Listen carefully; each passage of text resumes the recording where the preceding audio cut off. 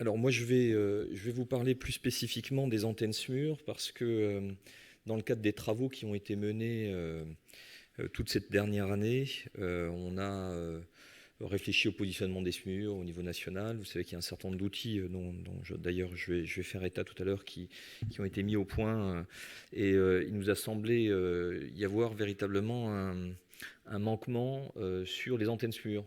Parce que globalement, on ne sait pas où sont ces antennes SMUR, ce qu'elles font, quelles sont les ressources qui leur sont attribuées. Et donc, c'est la raison pour laquelle, au sein de la FEDORU, on a mené un travail de recensement sur le territoire national pour pouvoir donner quelques informations supplémentaires sur la réflexion. Donc le contexte, c'est celui que vous connaissez, je le donnais en introduction tout à l'heure. Depuis 2021, un certain nombre de solutions qui ont amené à des dégradations de l'offre de soins, et notamment en été 2022 et 2023.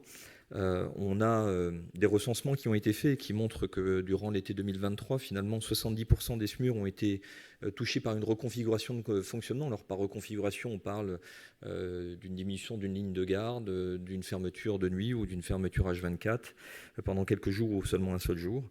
Et 25% globalement ont véritablement été dans l'obligation de fermer. Alors pas forcément de manière longue, mais en tous les cas une vraie fermeture. Et il y a un travail tout récent de la FHF là, qui a interrogé les établissements publics en France qui montre que sur l'année 2023, finalement, c'est un tiers des services qui ont été touchés par une fermeture de SMUR. Fermeture de SMUR qu'on avait mis comme symbole en 2022 comme étant l'intouchable, parce que qui défendait l'urgence vitale sur le territoire. Alors c'est le fruit évidemment de cette fragilité du maillage territorial qui est mise en place, et qui est mise en place à une époque où évidemment on n'avait pas ces ressources humaines que l'on connaît aujourd'hui, et ces difficultés de ressources humaines en particulier. Et je vous rappelle les prises de position et les engagements de Marisol Touraine en 2012, dans l'engagement numéro 9 du pacte de santé territoriale, qui était de dire qu'on devait garantir absolument en tout point du territoire français un accès en 30 minutes, et elle se donnait 3 ans pour le réaliser. Donc on en est bien loin. Le cadre réglementaire des antennes SMUR, c'est simple, c'est une ligne dans le Code de santé publique qui dit qu'un établissement autorisé au SMUR peut, s'il en estime la nécessité, demander à ouvrir une antenne SMUR. Donc c'est une demande qui est formulée par l'établissement de santé, qui doit passer au sein du Codam UPS, qui est rarement le cas, je vous le précise, et qui ensuite est validée par l'ARS pour pouvoir être mise en œuvre. Seule contrainte réglementaire dans le Code de santé publique, c'est qu'elle doit être localisée en dehors du SMUR de rattachement, et c'est tout. Et qu'elle peut être temporaire ou permanente. Voilà tout ce qu'il y a dans le Code de santé publique. Alors où est-ce qu'on en est véritablement ? On a fait un travail de recensement au sein de la FEDORU. Alors je m'excuse, mais on a 2 régions qui n'ont pas été répondantes. Alors ça n'impacte pas trop les résultats, parce que ce ne sont pas des régions où il y a un nombre d'antennes SMUR important. C'est la Normandie et l'Île-de-France qui sont donc non répondants. Les 2 autres régions sont répondantes, et on a recensé 57 antennes SMUR sur le territoire pour 430 SMUR existants. Alors, le premier point qu'on peut identifier, et qui peut toujours être inquiétant quand on fait ce type de travail, c'est qu'on a été en difficulté pour recenser où étaient ces antennes SMUR, parce qu'on a des données qui sont différentes dans le fichier de la DGOS, dans la déclaration des établissements tel qu'on a pu avoir le recensement à travers de la FEDORU, et lorsque on regarde les travaux qui ont été faits par Bourgogne-Franche-Comté sur un outil de modélisation SMUR que je vous présenterai tout à l'heure. Donc globalement, au niveau ministériel, on en a 47. Au niveau du travail de Bourgogne-Franche-Comté, on en a 50, et nous, on en a retrouvé 57. Donc où est le bon chiffre ? Je vous laisse deviner. Donc vous voyez comment est-ce qu'elles sont réparties par les points rouges sur la carte. Donc ça, ce sont les données FEDORU. Alors, quelles sont les caractéristiques de ces antennes ? La première chose, c'est qu'on a regardé où est-ce qu'elles étaient situées par rapport au service d'urgence de rattachement. Alors, une spécificité, la plupart des données que j'ai analysées, on a extrait l'APHM, parce que l'APHM, finalement, pour couvrir l'agglomération de Marseille, a déployé un certain nombre d'antennes SMUR, Donc ce sont des antennes, mais finalement qui ont des activités, un mode de fonctionnement qui sont celles d'un SMUR. Donc on les a retirées parce qu'elles venaient vraiment trancher sur les données que je vous présente ensuite. Et on a retiré aussi les antennes SMUR qui sont des hélices-SMUR, parce qu'un certain nombre d'hélices-SMUR ont été déclarées comme étant des antennes SMUR, et là aussi ça a une typologie d'activité bien particulière. Donc la distance du service d'urgence de rattachement, elle est en moyenne de 39, et vous voyez qu'elle va de 19 à 60 km. Et la distance du SMUR le plus proche, quand on regarde le SMUR qui n'est pas forcément celui de rattachement, mais le plus proche de l'antenne, eh bien c'est 38 km, et ça va de 19 à 103 km. On a à peu près 20%, une sur 5, qui a une ouverture saisonnière. Et généralement, c'est 2 tiers d'estival et un tiers d'hivernal. Et elles sont situées sur le pourtour méditerranéen et atlantique, évidemment pour les estivales, et dans la région alpine pour les hivernales. Les fermetures, on en a recensé 40%, des antennes qui ont été touchées par ces fermetures en 2023, dont la moitié qui ont été transformées en EPMU, et c'est un sujet évidemment d'importance parce qu'on dégrade un moyen SMUR par un moyen paramédicalisé. Et je me permets juste une parenthèse pour vous rappeler que la terminologie de PMU va disparaître dans la mesure où elle n'est plus autorisée réglementairement. Il y avait un texte qui permet de déroger, et maintenant il n'existe plus, c'est le Code de santé publique qui fait foi. Et donc on a 21 antennes SMUR. Également, on a regardé si ces secteurs-là étaient couverts par des infirmiers sapeurs-pompiers qui étaient en capacité d'intervenir.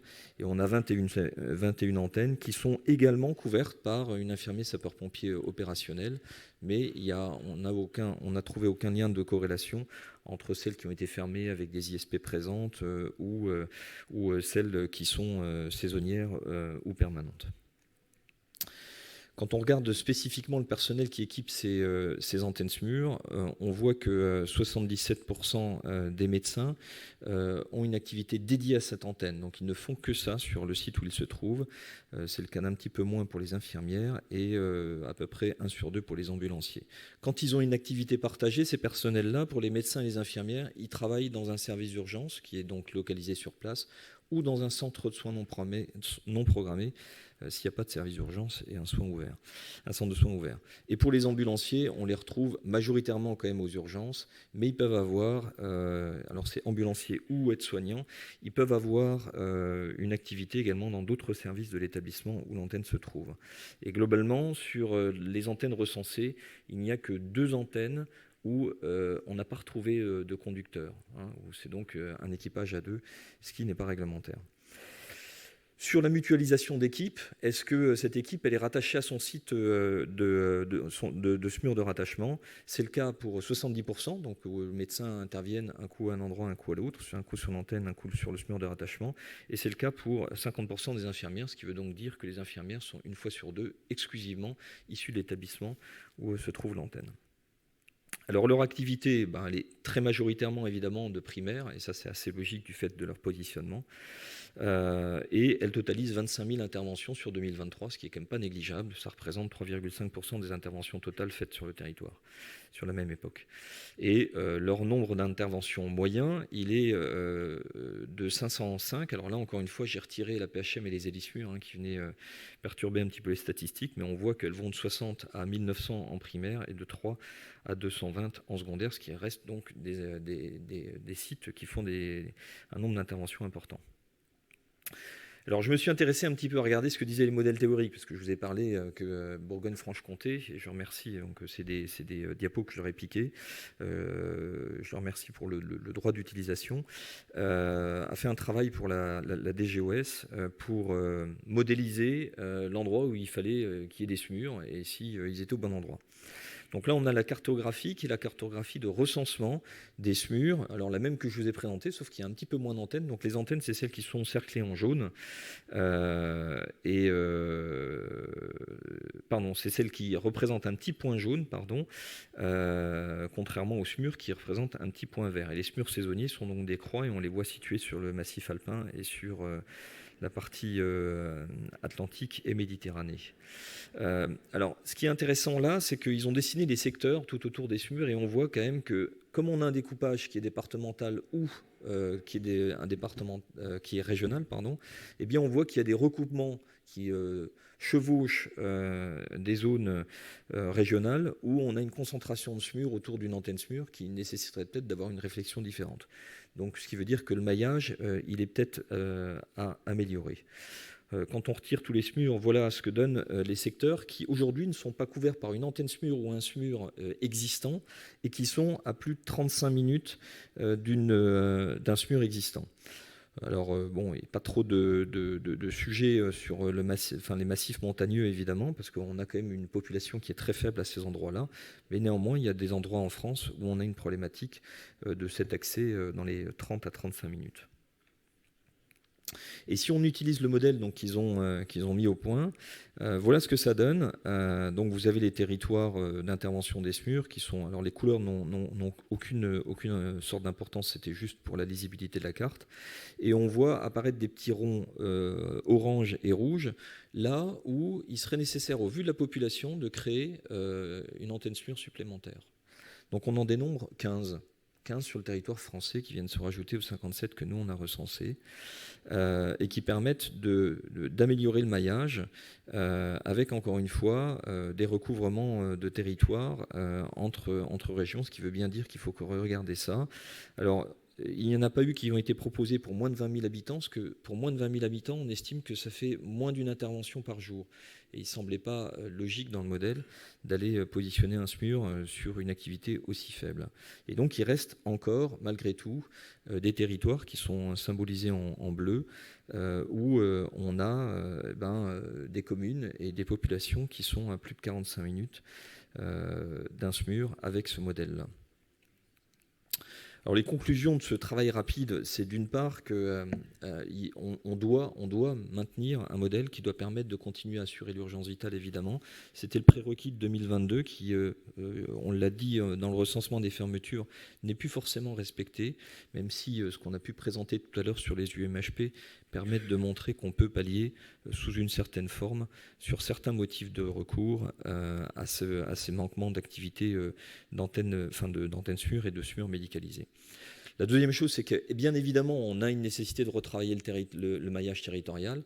C'est un des grands chantiers qui devrait être mené par les ARS dans les mois et années à venir, notamment avec le décret du 29 décembre dernier qui incite à ça, et l'autorisation de créer des UMHP qui doivent être maintenant mis dans la réflexion pour avoir une capacité de meilleure couverture du territoire.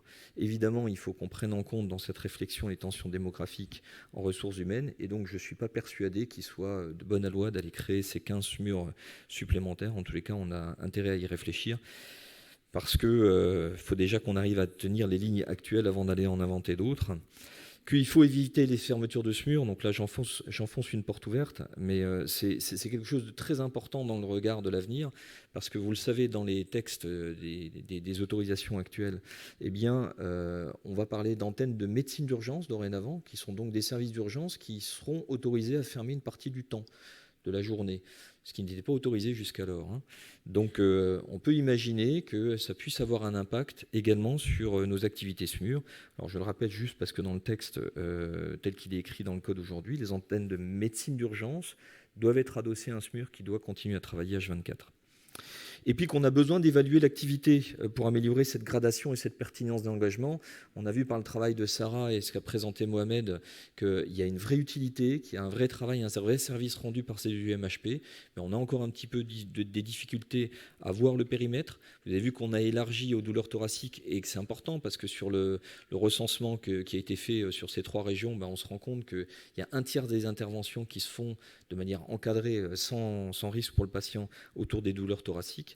Donc il faut qu'on continue à travailler cette pertinence d'engagement et probablement peut-être les critères d'engagement qui doivent être retravaillés aussi au-delà de ce qu'on connaît aujourd'hui, et qu'évidemment pour faire ce travail-là, il y a une nécessité d'avoir des données de qualité qui soit automatisé. Donc il faut sortir des fiches papier, je suis désolé pour tous ceux qui en ont encore, et que ça nécessite des outils qui soient interconnectés. Alors pas interconnectés entre eux, parce que ça, c'est un autre sujet opérationnel, mais surtout interconnectés avec des bases de données. C'est-à-dire qu'on doit faire la même chose avec nos SMUR, que ce qu'on sait faire depuis 2003 maintenant avec le RPU et les services des urgences.